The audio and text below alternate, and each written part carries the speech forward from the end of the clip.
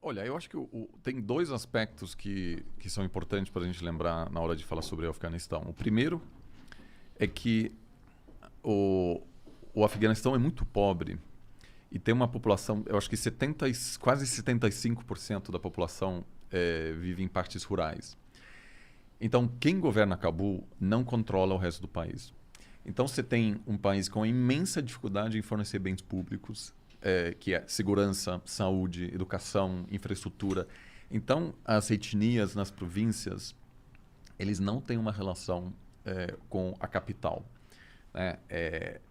E segundo, é um país numa região super estratégica. Na Ásia Central, há séculos, na verdade, havia interesse das grandes potências em controlar essa região.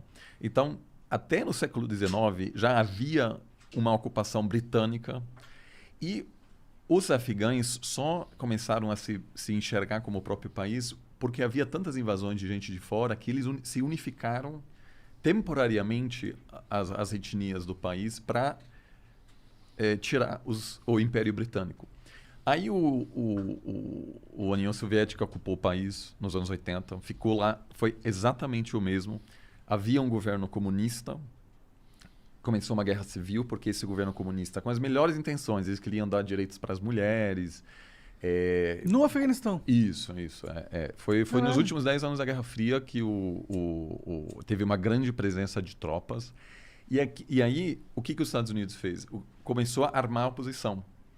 Então, você teve uma guerra civil com armamentos de um lado chegando da Rússia e do outro lado dos Estados Unidos. Então, esse país, por causa dessas interferências contínuas, tem vivido guerras há décadas.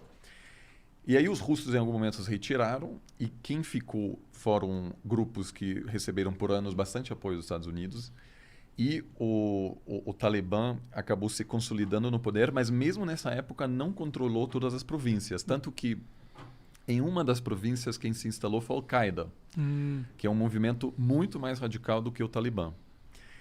Só que Osama Bin Laden, de Al-Qaeda, dava algum apoio ao Talibã e aí tinha algum arranjo, vamos dizer, pragmático entre os dois. Quando o Talibã ficou sabendo que a Al-Qaeda queria atacar Nova York, o Talibã não quis e diz, olha, gente, isso é complicado porque os Estados Unidos podem Vão entrar atacar aqui. a gente.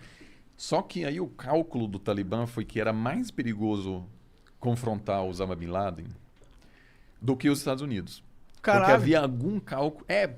mas na verdade até acertaram, porque esses líderes estão vivos hoje.